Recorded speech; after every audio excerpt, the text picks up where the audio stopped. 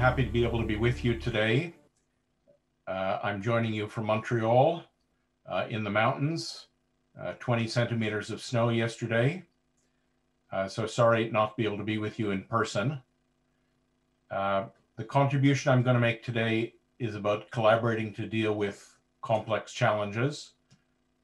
This is the work I've been doing with my colleagues around the world, in all parts of the world, over the past 30 years. So lots of opportunity for trial, lots of opportunity for error, lots of opportunity for learning. So I'm going to share with you today the main things I've learned, and I'm really very keen to hear your questions, particularly about the parts of this that are not straightforward. And so I look forward to the conversation period at the end of the presentation. So let me start the presentation then. Let's share my screen.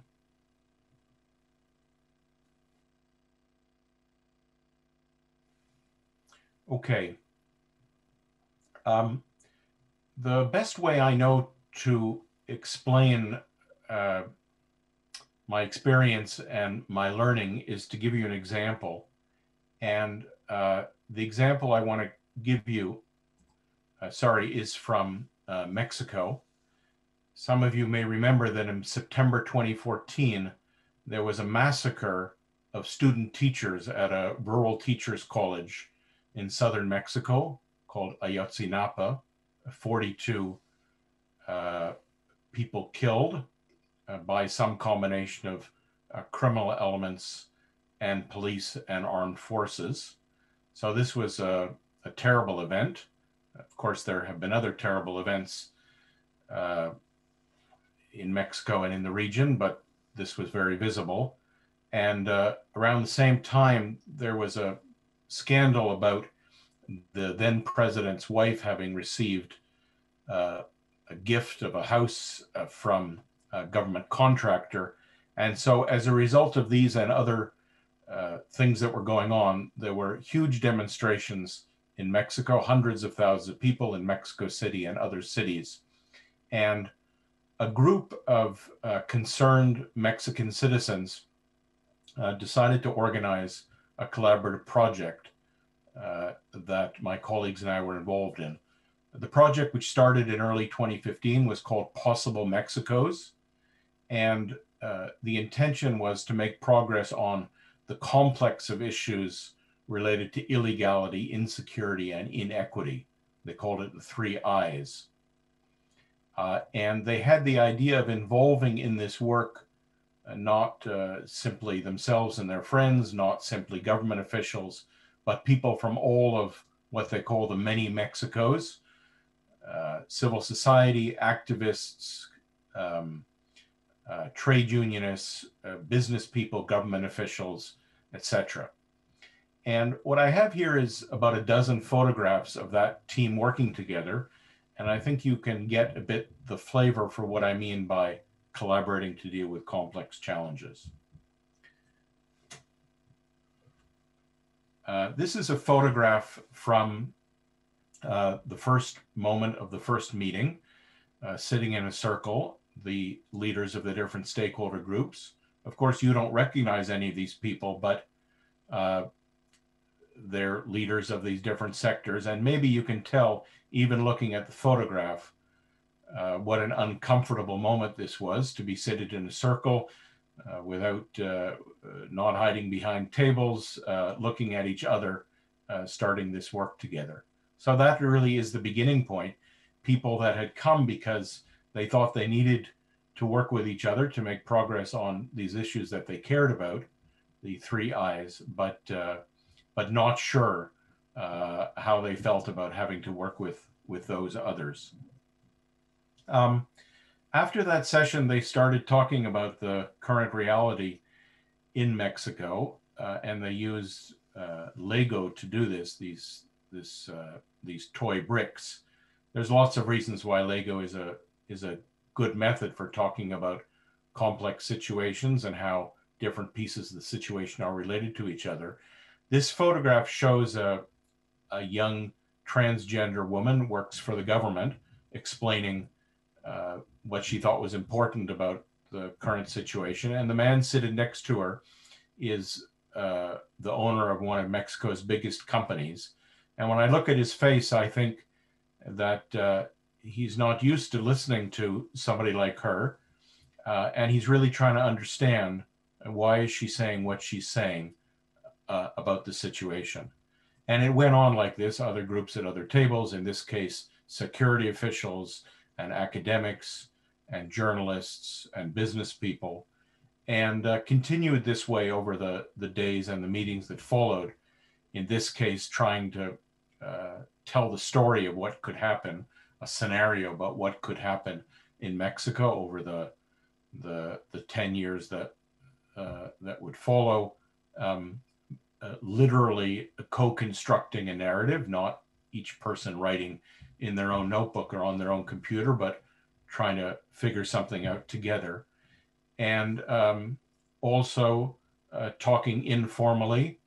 Sometimes I think these informal conversations, these walks or coffee breaks or meals, are where lots of the really important conversations happen. And you can see in these photographs that the way people are relating to each other and listening to each other and trying to figure things out together changes over the course of working together, really trying to figure out important and difficult and complex things. In this case, a community worker and a peasant and an academic trying to agree the details of what they were going to put in their report.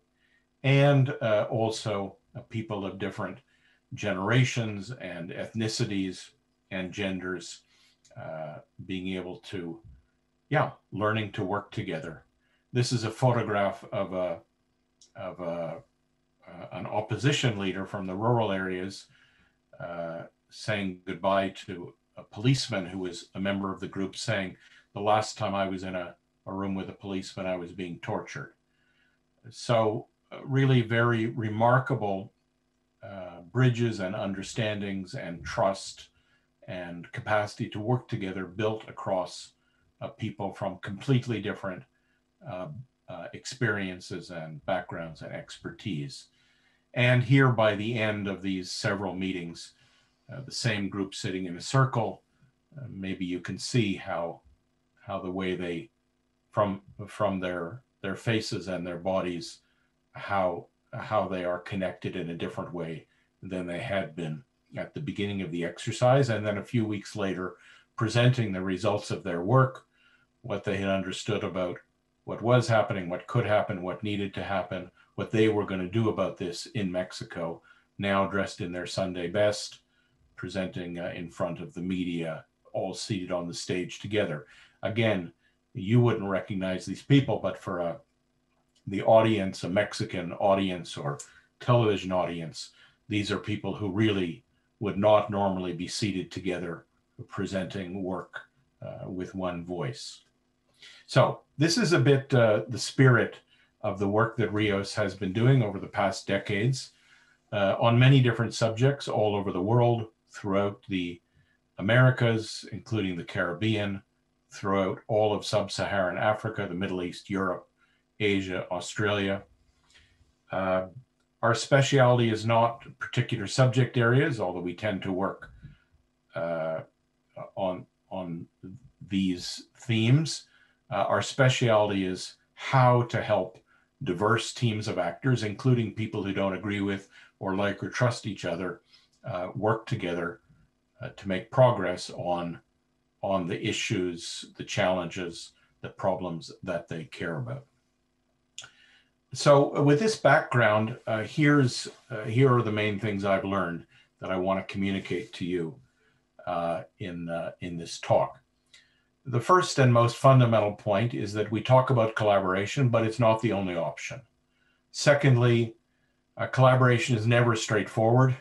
If you find it challenging, it's because it's intrinsically challenging. Thirdly, the way most people try to collaborate, the way they think they need to collaborate, is increasingly inadequate. Fourthly, there's an alternative way of collaborating that we call stretch collaboration, which means doing things about 180 degrees differently than normally or than conventionally. And finally, I argue that the essence of this stretch collaboration approach, if you want to put it at the fundamentals, is about removing obstacles to the expression of love, power, and justice. So let me cover these 5 points. Okay. When we're faced with a challenging situation, what I call a complex problematic situation, it's important to understand that there's 4 different ways we can approach it. The first, and I would argue the most common approach, is forcing. I'm not happy with the way things are, and I use whatever power I have, whether it's my authority or the votes I have or the money I have or the guns I have, to make things the way I want them to be, regardless of what other people want. And that's actually quite an ordinary thing to do. It can be legal, it can be legitimate. People do what they think they need to do with the power they have. The second way of dealing with a complex problematic situation is adapting. The situation is not the way I think it should be. I can't make it the way I can't make it the way I want it to be, and so I adapt. I find a way to live with it. Thirdly, the situation is not the way I want it to be. I can't make it the way I want it to be. I'm not willing to live with it the way it is, and so I exit. And whether that means emigrating or getting a divorce or quitting my job or just checking out, I exit from the situation. And collaborating needs to be understood as the 4th option. Maybe for some people it's what they do first, maybe for other people it's what they do last, but it needs to be understood as a 4th option. We can't collaborate on everything with everybody. So the question is, with whom are we going to collaborate on what? So that's the first point I wanted to make. Secondly, if you do a Google image search on the word collaboration, you get a lot of images like this: calm, reasoned, friendly people talking or listening to this smart young man talk about the situation. But there's another image you also get that I remember seeing as a young man. You get this image of collaborators, in this case, 2 women in France at the end of the Second World War, accused of having had relations with Nazi soldiers, stripped of their clothes, their shoes, their hair shorn, paraded through the street, being ridiculed. So this version of collaboration is not safe. On the contrary, there's nothing more dangerous. And I argue that a collaboration is challenging because it always includes these 2 senses of the word.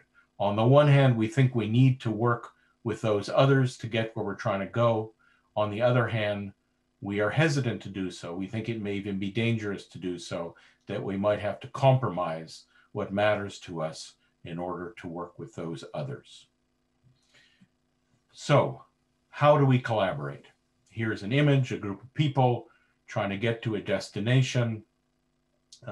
They see the road, it's complicated, but they see what they have to do to get from here to there.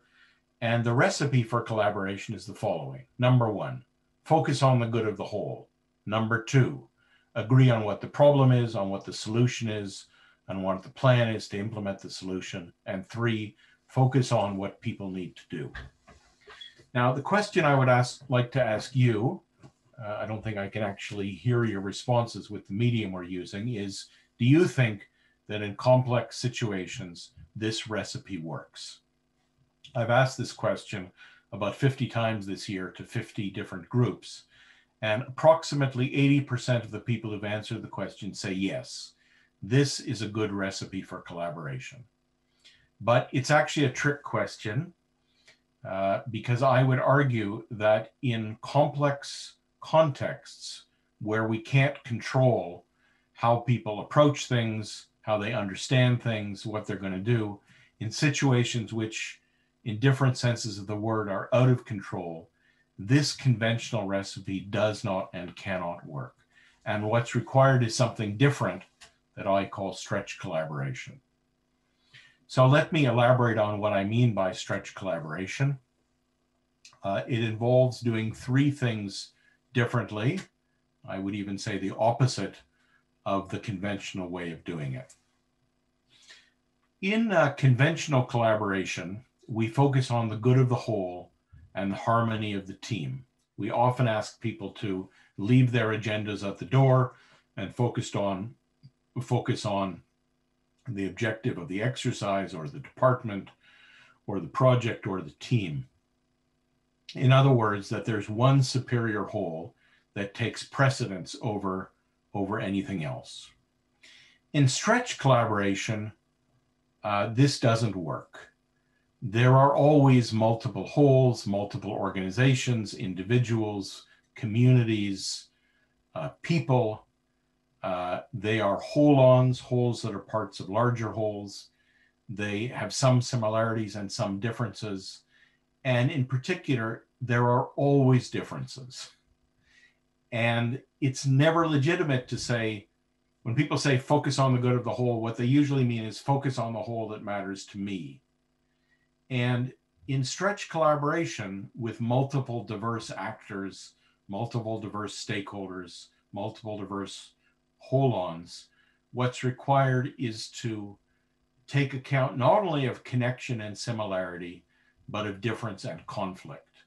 And we have to be able to recognize and work through difference and conflict. But that is unavoidable necessity of collaborating on complex contexts with diverse actors. Secondly, in conventional collaboration, we agree on what the problem is, we agree on what the solution is, we agree on the optimum plan to solve the problem and implement the solution. But in stretch collaboration, we can rarely do this for several reasons. First of all, there's rarely enough trust to agree on what we're going to do in the future. At best, we can agree on the next step. But more fundamentally, or equally fundamentally, we don't know before we start what's going to work. We can sit in this conference in a workshop for days trying to agree on what we ought to do.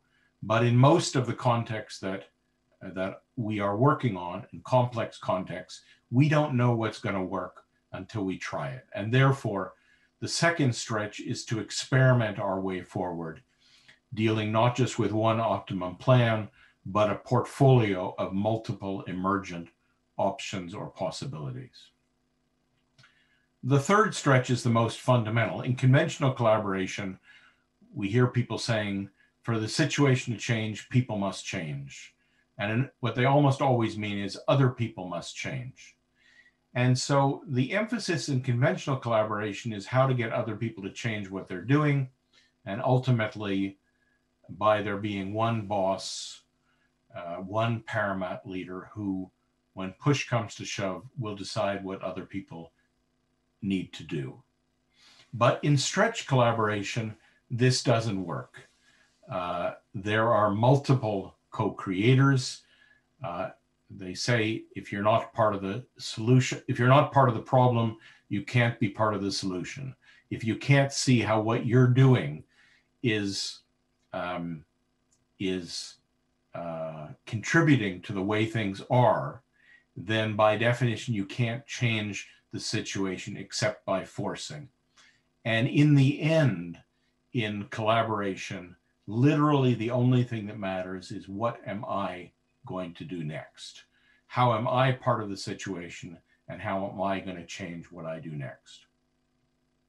Okay, here's my final point. 3 years ago, I was in a workshop in Colombia, and I met this man. His name is Francisco de Rue. He's a Jesuit priest, used to be head of the Jesuits in Colombia, a very well-known peacemaker. So we started the workshop, and it went quite well, in some ways quite similar to the Mexican one. And at the end of the first day, we're breaking for dinner, and Francisco comes running up to me and says, "I see what you're doing, Adam."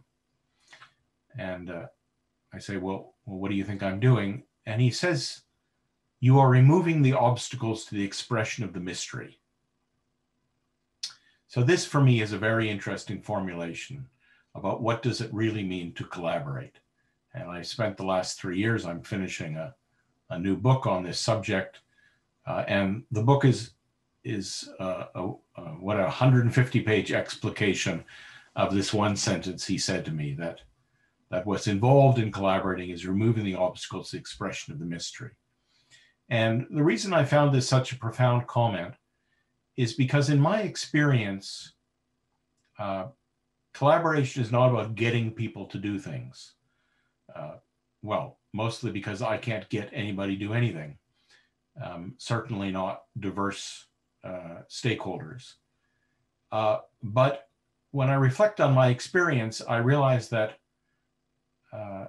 actually most people want to contribute, they want to connect. And what's required is not to get them to do something, but to remove the obstacles to them doing so. So here's my final slide.